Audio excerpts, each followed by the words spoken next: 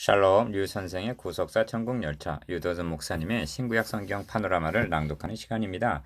지금은 로마서 파노라마 37번째 시간입니다. 자기 아들을 화목제물로 세우신 하나님. 요절은 3장 25절. 이 예수를 하나님이 그의 피로 인하여 믿음으로 말미암는 화목제물로 세우셨으니 이는 하나님께서 길이 참으시는 중에 전에 지은 죄를 간과하심으로 자기의 의로우심을 나타내려 하심이니. 본문을 가리켜 학자들은 신학의 정수라고들 말합니다. 본문은 두 가지 신학적인 난제를 설명해 주고 있는데, 첫째는 하나님은 어찌하여 자기 아들을 화목제물로 십자가에 내어 주시고야 우리를 의롭다고 여겨 주실 수가 있었는가 하는 문제요. 둘째는 구약시대의 죄는 어떻게 처리가 되었는가 하는 신학적인 오의를 오묘한 의를 말씀해 주고 있기 때문입니다. 1. 이 예수를 하나님이 25절 상반절 이렇게 시작이 됩니다. 기억, 구원 계획의 주체는 하나님이시오. 하나님은 그 계획을 그의 아들 예수 그리스도를 통해서 성취하셨다는 말을 하려는 것입니다. 2. 그의 피로 인하여 믿음으로 말미암는 화목제물이라고 25절 중반절 말씀합니다. 기억, 우리는 24절에서 그리스도 예수 안에 있는 구속으로 말미암아라는 말씀을 대한 바가 있습니다. 그런데 본문에서는 화목제물이라고 말씀합니다. 그러면 구속과 화목제물이 어떤 차이가 있을까요? 넓은 의미에서는 뜻을 같이 합니다. 그럼에도 불구하고 표현을 달리한 것은 니은 24절의 구속은 죄인들이 의롭다 하심을 얻는 것이 어떻게 가능하게 되었는가를 설명해 주고 있습니다. 그리스도 예수께서 우리 죄값을 대신 구속해 주셨기 때문에 의롭다함을 얻는 것이 가능하여졌다는 말씀입니다. 3. 그런데 25절의 화목제물은 초점이 하나님께 맞춰져 있습니다. 즉 자기의 의로우심을 나타내려 하심과 25절 하반절 결부되는 것으로 죄인과 화목하는 것이 하나님의 의로우심에 손상이 되지 않는가 하는 하나님의 공의를 옹호하는 말씀입니다. 기억 26절에서도 자기의 의로우심을 나타내사 하고 재차 강조되어 있는데, 의로우심을 나타내셨다는 말은 죄에 대한 진노를 나타내셨다는 의미입니다.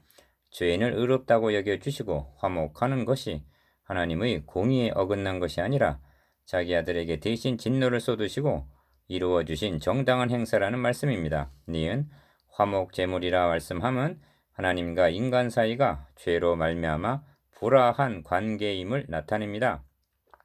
하나님과 불화하게 된 자들이 하나님과 화목하기 위해서는 화목제물이 절대적으로 필요하였던 것입니다.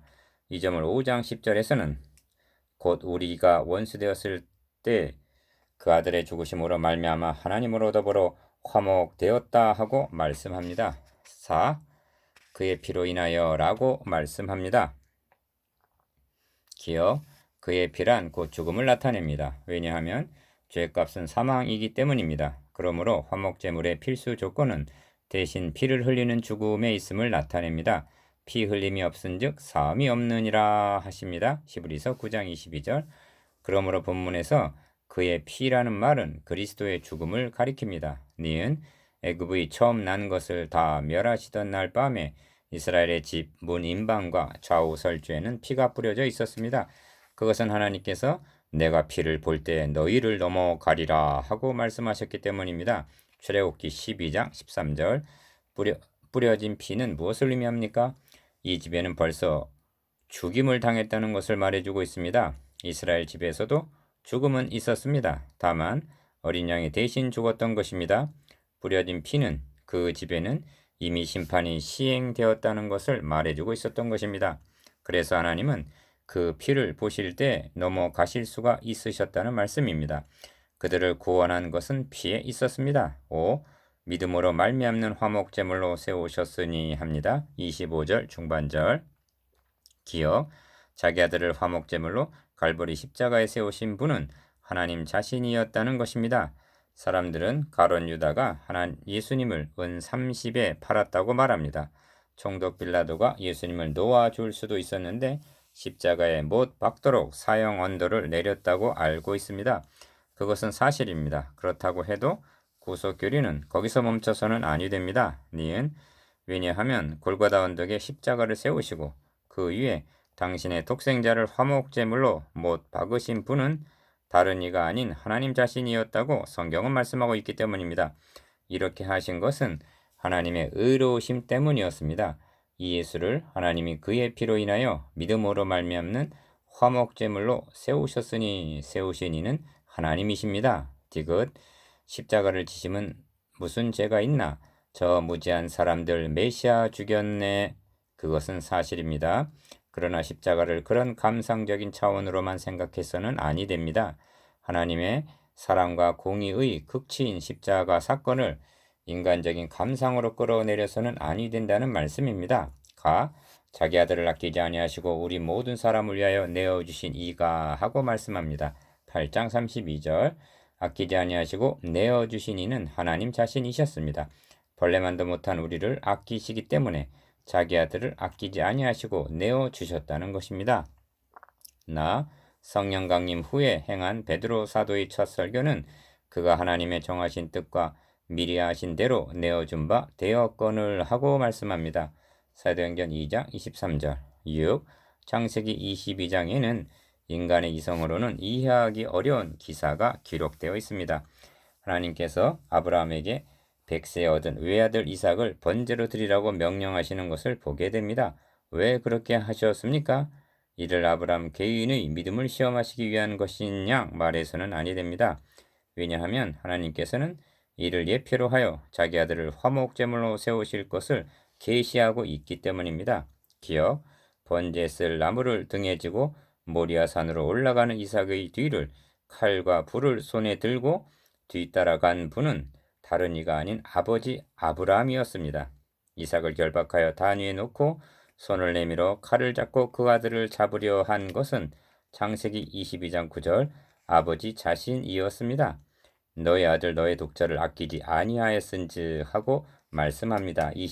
창세기 22장 16절 독생자를 아끼지 아니하시고 화목제물로 내어주신 이는 다름 아닌 예수 그리스도의 아버지 하나님이시었습니다. 니은 아브라함이 이삭을 내려치려는 순간 하늘에서는 급한 음성이 들려왔습니다. 그 아이에게 너의 손을 대지 말라. 아무 일도 그에게 하지 말라. 아브라함은 하나님께서 친히 준비하여 두신 수풀에 매여 있는 수양을 아들을 대신하여 번제로 드렸습니다. 창세기 22장 13절. 그러나 여러분, 예수 그리스도께서 하나님이여 하나님이여 어찌하여 나를 버리셨나이까 하고 부르짖으셨을 때에는 하늘에서 아무 소리도 들려오지 않았습니다. 왜 그러했습니까? 그를 대신하여 화목제물로 드릴 다른 제물이 없었기 때문입니다. 디귿 모든 사람은 자신의 죄도 해결하지 못하고 있으니 다른 사람의 죄를 구속해 줄 수가 없는 것입니다. 자기 아들을 죄 있는 육신의 모양으로 보내어 육신의 죄를 정하사 8장 3절 죄를 알지도 못하신 자로 우리를 대신하여 죄를 삼으신 분은 고린도후서 5장 21절 하나님 자신이셨습니다. 하나님이시라도 이 길 외에는 다른 길은 없으셨던 것입니다.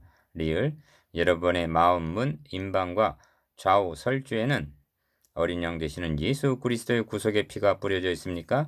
이 예수를 하나님이 그의 피로 인하여 믿음으로 말미암는 화목제물로 세우셨으니 세우신 이는 하나님이십니다.